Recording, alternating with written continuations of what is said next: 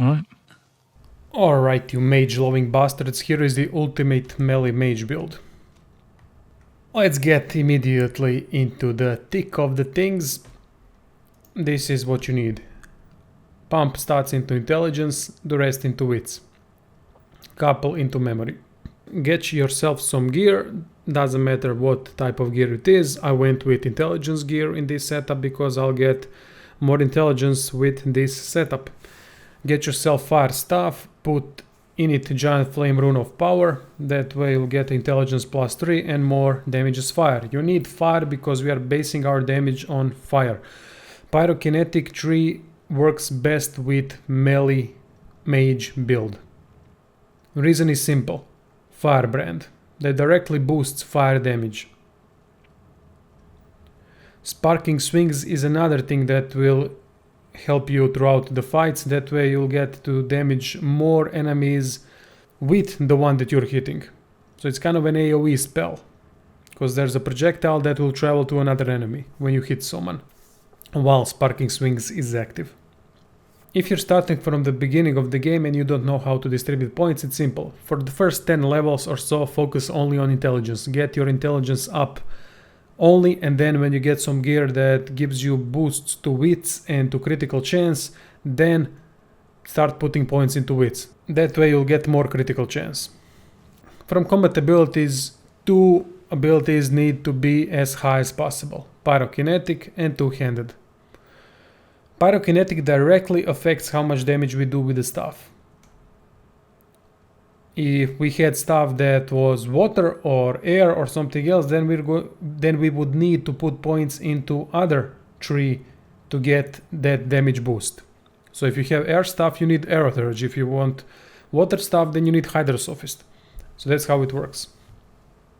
Two-handed, obviously, because it directly affects the damage that we're doing with our two-handed weapon, as pyrokinetic too, because we are wielding a staff that deals fire damage.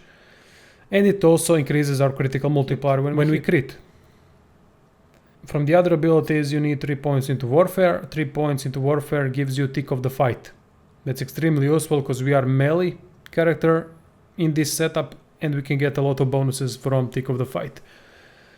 Before you get to vendor that can sell you tick of the fight, put only 2 points into warfare. You don't need 3 because whirlwind and blitz attack are more than enough. So that's why I only get 2 points into warfare up until you get to the point where you can buy tick of the fight. From the other things, depends all on your party composition. If you have someone that is a Geomancer, then you don't need Geomancy. If you have someone that can use Chloroform with Scoundrel ability, then you don't need it.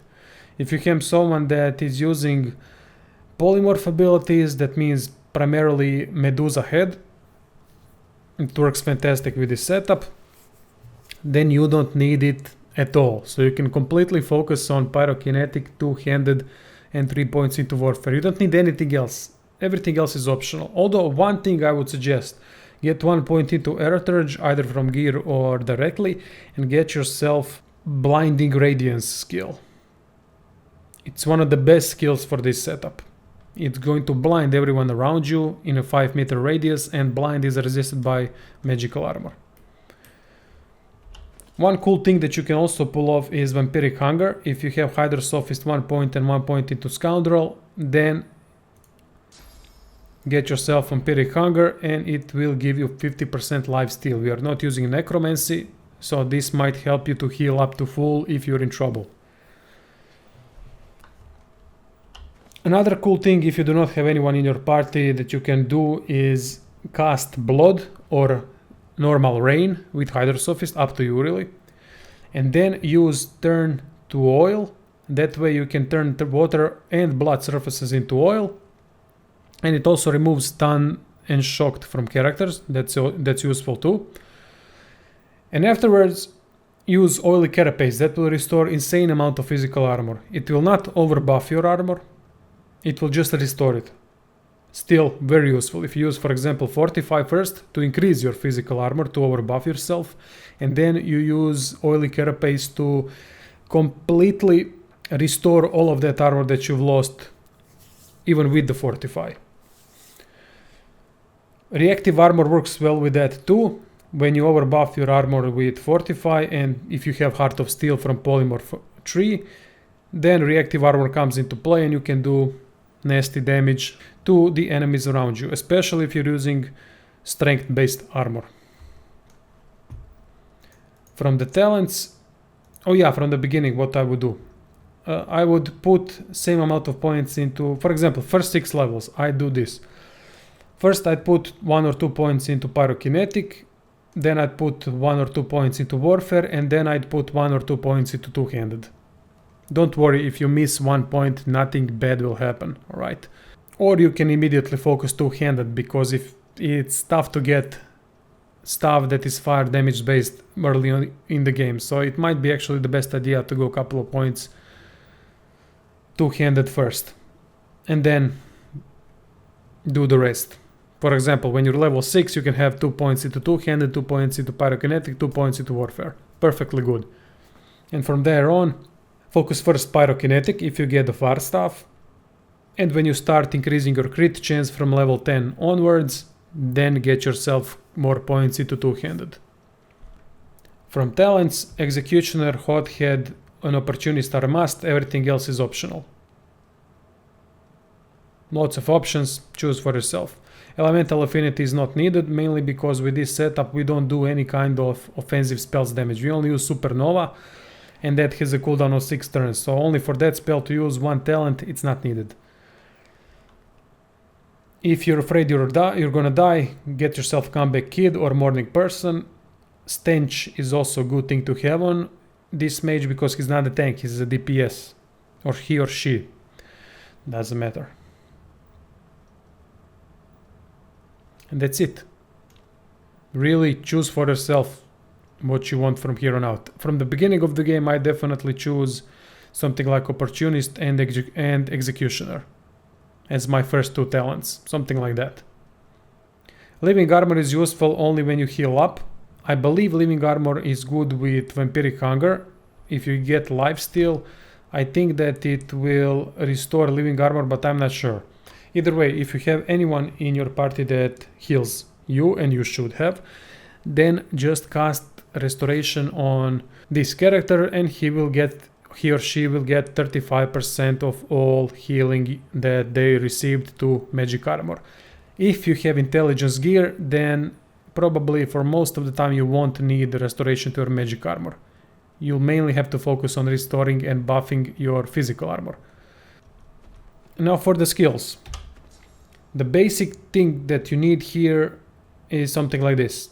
Blitz Attack, Whirlwind, Phoenix Dive, and from Pyrokinetic tree, well, this is actually Pyrokinetic plus Warfare, Sparking Swings. You get this spell by combining any Pyrokinetic skillbook with any Warfare skillbook, as long as none of them use source points.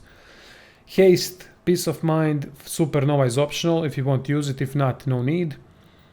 Firebrand, extremely useful, that's why Pyrokinetic is the best ability for melee mage.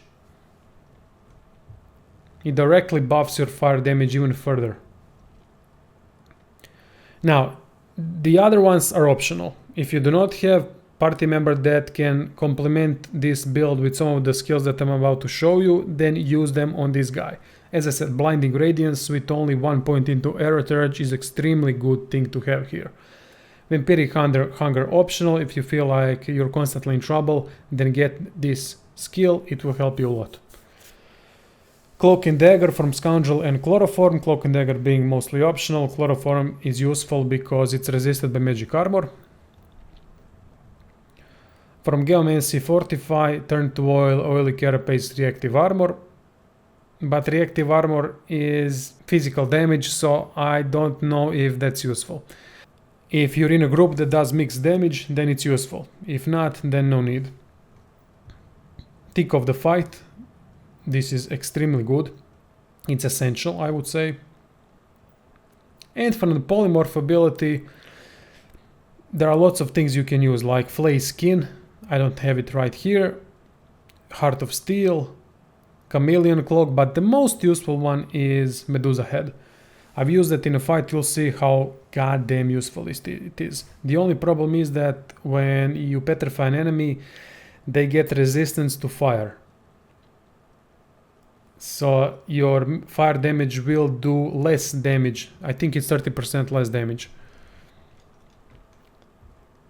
Still, with all these melee characters that are being your range, they're going to be petrified turn after turn if they are without magic armor. So they won't be able to act and attack you. And that's it. That's the whole build. Typical testing spot, Paladin Bridge.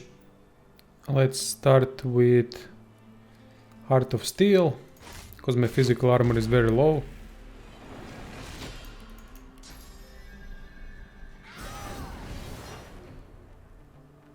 Oh wow, one is dead already, did not expect that. Now I'm going to start buffing myself. That's the whole point. You need to be buffed so that you can survive a lot of these things that these guys will put on you.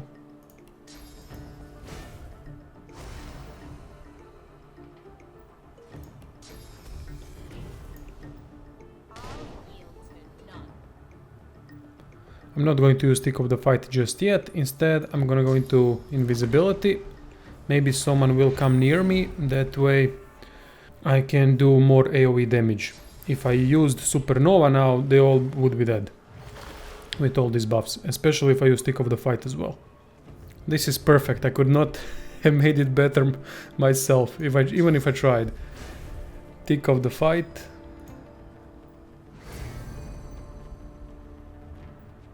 And Supernova. The only magical spell that we're using. Almost dead. Almost dead. Actually not almost dead, but it's going to be soon. Very soon.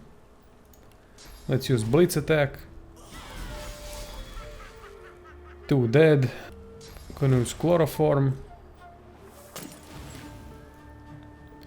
And let's see if I can... Ah shit, I wasted my action point. Not cool, man, not cool. Gonna use Fortify, just to increase my physical armor even further. Great, this guy is dead. Maybe I should have used Uncanny Evasion, but not until... Actually, even better that I did not. Not until I deal with the Marksman, because he's gonna put Glitter Dust and therefore negate my evasion. I did take a lot of damage to my physical armor, but that can be easily fixed. This is one of those things I wanted to show you. Let's call in Rain. Blood Rain, that is. You can call Rain as well if you want, up to you.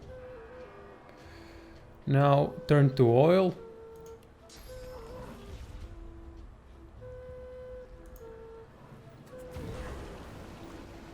And now use Oily Carapace.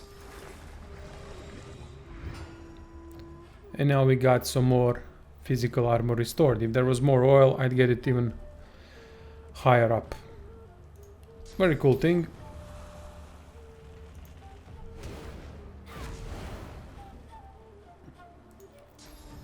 Again, I can use Whirlwind.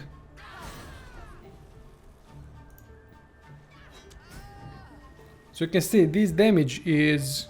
Okay, it's Lone Wolf damage, but still, this damage is without crits. 6,000, 7,000 damage without a crit. That's how these buffs affect the normal damage. I mean, it's unbelievable, really, if you think about it. The crit would be insane. We shall see how good it is versus all of these tanky bastards. Firebrand is off, so I'm going to use it one more time. Gonna use Haste as well. I still have Glitter Dust. When that expires, I can use Uncanny Evasion. Still got Heart of Steel. Even I have Medusa's Head. That petrifies enemies.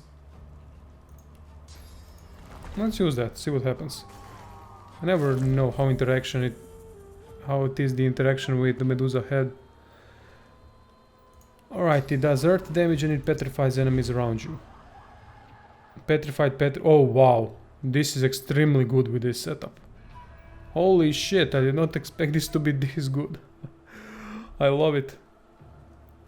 Time for Uncanny Evasion.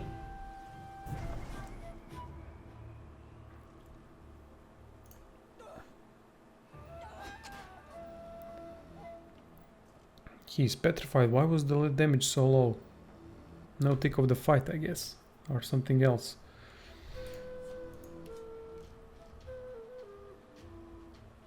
Ah, he's got more fire resistance from petrified. So that's the downside of using this.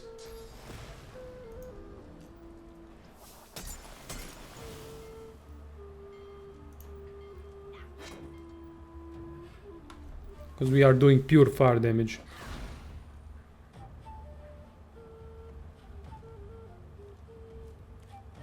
Look at this. Whenever someone goes inside this petrifying circle, they get petrified. This is beautiful with this setup. I mean, yeah, I'm going to do less damage, but still, they won't do any damage. They will just stand there doing nothing. Look at this. Beautiful. I did not expect this to work so fantastically. Another bastard is dead. I just used Magus for the end, and that's it. Famous Paladin Bridge. Well, look what happened. So this is the ultimate setup if you want to play melee mage. I would suggest in a party that you get some kind of a tank near you that would give you a leadership buff. That could help you a lot. You don't need all of these skills. If you have Thief, Chloroform will be from his counter tree, so you don't need it at all with him, with your melee mage. If you have someone else like guy who's using air magic, then he can use Blinding Radiance and Uncanny Evasion. If you have Geomancer, he can use these spells, so you can redistribute all of these spells to other characters because you don't need as many. I'm just using this because I'm Lone Wolf currently, and it helps me a lot to replenish all the physical, magical armor and all the other stuff. Well, thank you all for watching. I hope you enjoyed the video. Special thanks to my patrons. Don't forget to check out the description, please, for some more info. And see you all soon.